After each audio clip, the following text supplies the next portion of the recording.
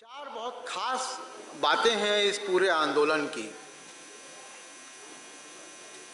और वो लखनऊ और उत्तर प्रदेश के आंदोलन में भी दिख रही हैं।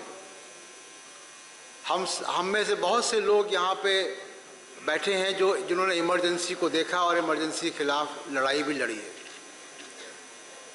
मैं इमरजेंसी के समय स्कूल में था और कल के अखबार में कर्नाटक से खबर आई कि किसी लड़की ने, स्कूल की लड़की ने एक कोई नाटक में हिस्सा लिया और उसके माँ बाप को पुलिस ने गिरफ्तार कर लिया। अब आपको मैं बताता हूँ कि इमरजेंसी में भी ऐसा ही एक हुआ था। मेरे स्कूल की, मेरी क्लास की एक लड़की ने फैंसी ड्रेस में एक प्रोग्राम में हिस्सा लिया और वो पागल औरत बनी और उसने अपने आप को स्टेज में आके कह दिया कि मैं इंदिरा गांधी हूँ। तो उसी रात हमारे प्रिंसिपल और हमारी क्लास टीचर का तबादला कर दिया गया। जाड़ों के दिनों में रानीखेत और पिथौरागढ़, ये केंद्रीय विद्यालय की बात है जहाँ मैं पढ़ता था। लेकिन इमरजेंसी में भी उस लड़की या उसके पेरेंट्स को कुछ नहीं कहा गया। मैं इमरजेंसी की हिमायत नहीं कर रहा हूँ, लेकिन मैं कह रहा हूँ कि जितने जुल्म इमरजेंसी में भी नहीं हुए थे, उससे भी ज़्यादा बड़े जुल्म इस बिना घोषित की गई इमरजेंसी में हो रहे हैं। तो मैं बता रहा था कि चार बहुत खास बातें जो मैंने इस आंदोलन में देखी हैं। हमारे देश में आज़ादी के बाद जो बड़ा आंदोलन हुआ वो जेपी मूवमेंट था, जो गुजरात के एक इंजीनियरिंग कॉलेज के मेस की फ़ीस से शुरू होता है, फ़ीस के बढ़ाए जाने से, और फिर वो गुजरात के तमाम विश्वविद्यालयों में जाता है और वहाँ से वो देश के दूसरे हिस्सों में जाता है। वहाँ पे जेपी जैसा नेता निकलता है, तमाम युवा छात्र उस आंदोलन में जुड़ जाते हैं और सबको तारीख मालूम है कि क्या हुआ इमरजेंसी में, और इमरजेंसी के बाद वो लड़ाई हमने जीती। लेकिन वो आंदोलन, जेपी आंदोलन भी उत्तर भारत और पश्चिम भारत तक ही सीमित था। ये आंदोलन जेपी आंदोलन से भी बड़ा है। ये पहली बार, आज़ादी की लड़ाई के बाद पहली बार ये आंदोलन दिख रहा है जो दक्षिण, उत्तर, पूर्व और पश्चिम चारों तरफ है और बड़ी संख्या में है। लाखों की संख्या में लोग सड़कों पर हैं और छोटे छोटे शहरों में, केरल के, आंध्र प्रदेश के, तेलंगाना के, कर्नाटक के, तमिलनाडु के,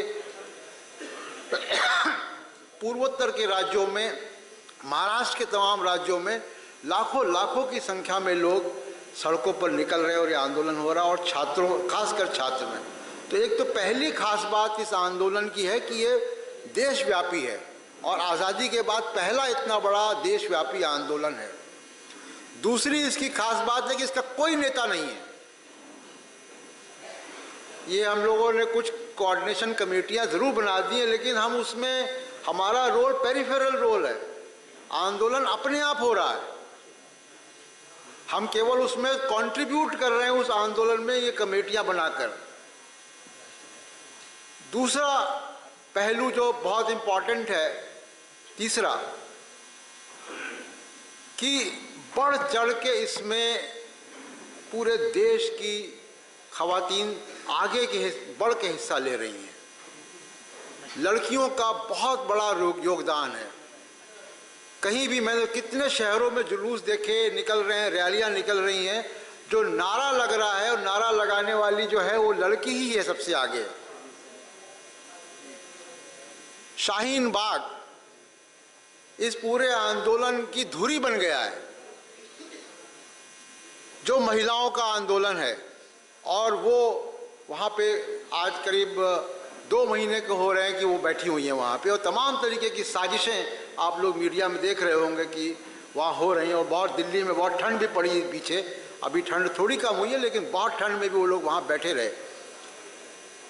तो एक इसकी खास बात है, कोई नेता नहीं है। दूसरा ये कि पैन इंडियन है। तीसरा ये कि इसमें कोई नेता नहीं है, और विमेन जो है सबसे ज़्यादा इसमें बढ़ चढ़ कर हिस्सा ले रही हैं।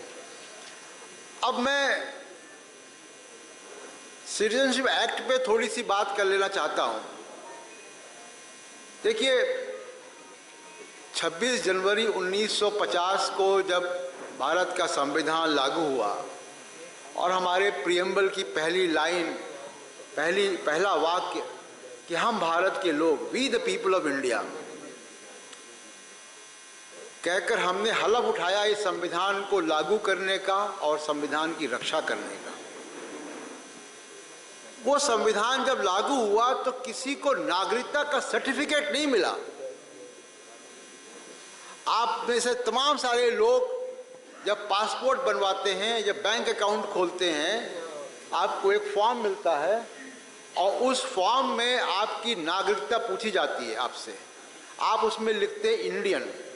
उसके बाद वो आपसे जो डॉक्यूमेंट मांगता है वो आपकी रिहाइश का सबूत मांगता है।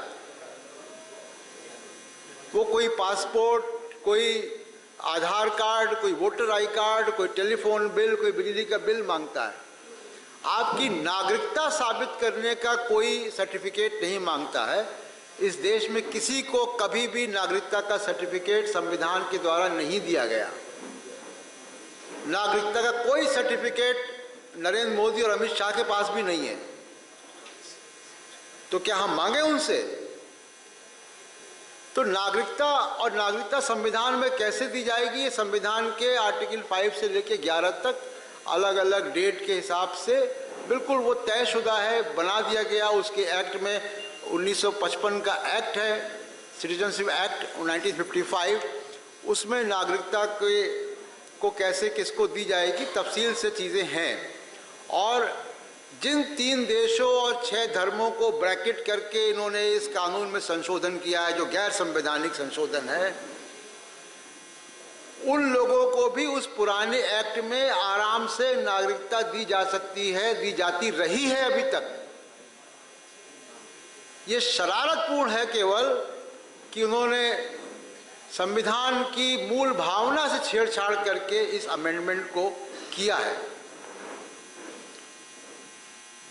अब सेंसस को समझना भी बहुत इंपॉर्टेंट है, क्योंकि सेंसस से जुड़ा हुआ मामला ये लोग कह रहे हैं कि सेंसस जुड़ा हुआ है। वही बताता हूं आपको कि सेंसस से कैसे ये नहीं जुड़ा हुआ है। लेकिन सेंसस के जरिए जो है अंग्रेज ने जो कोशिश की थी, उस कोशिश को ये अंग्रेज से माफ़ी मांगने वाले लोग आज फिर दोबारा कर रहे हैं। अंग्रेज ने सेंसस का इस्तेमाल सोशल इंजीनियरिंग के लिए किया था। 1882 में जब पहला सेंसस हुआ पूरे देश का, उस सेंसस में पहली बार हिंदू और मुसलमान धर्म के आधार पर सेंसस हुआ और हिंदू मुसलमान को पहली बार अपने अपने धर्मों की संख्या का मालूम हुआ। ये सेंसस उसने क्यों किया ऐसा धर्म के आधार पर? क्योंकि 1857 की गदर हो चुकी थी। हिंदुस्तान के फ्रीडम फाइटर्स बहादुर शाह जफर की सरपरस्ती में आज़ादी की पहली लड़ाई और विद्रोह कर चुके थे अंग्रेज के खिलाफ। उसको ये तोड़ना था अंग्रेज को। तो उसने 2 बहुत इंपॉर्टेंट काम किए उस दौर में। एक, उसने तारीख के साथ, हिस्ट्री के साथ छेड़छाड़ करनी शुरू की। दूसरा काम, उसने सेंसस के जरिए हिंदू मुसलमान को बांटने की कोशिश की और वहीं से एक राजनीति हिंदू और मुसलमान की शुरू हुई और जिसकी परिणति, जिसका अंजाम हमने देखा कि मुल्क धर्म के आधार पर तकसीम हुआ और पाकिस्तान बना। लेकिन जब पाकिस्तान बना तो हमारे तरफ जो लोग वहाँ नहीं गए, हमारे हिंदू मुसलमान सिख ईसाई तमाम लोगों ने यहाँ पे तय किया कि हम पाकिस्तान में जो आईन है, पाकिस्तान ने जो निज़ाम तय किया है, हम उसकी मिरर इमेज नहीं बनेंगे। हम धर्म के आधार पर यहाँ पे फैसला नहीं करेंगे, हम एक सेकुलर मुल्क का आईन बनाएंगे। ये हमारे देश जो we the people of India, जो हमारे बुजुर्गों ने उस वक्त तय किया, उसके आधार पर ये संविधान बना है। अब उस मूल भावना के साथ ये छेड़छाड़ है।